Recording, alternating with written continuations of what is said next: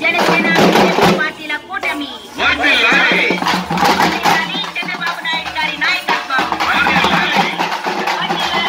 రాజా గారి నాయకత్వం.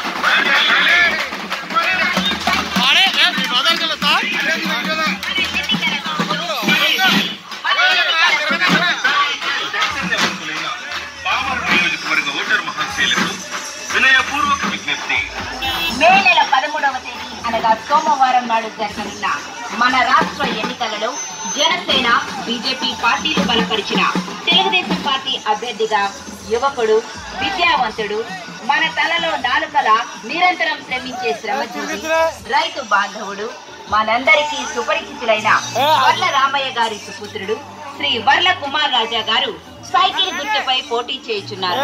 కావున తమ అమూల్యమైన, అతి పవిత్రమైన, అతి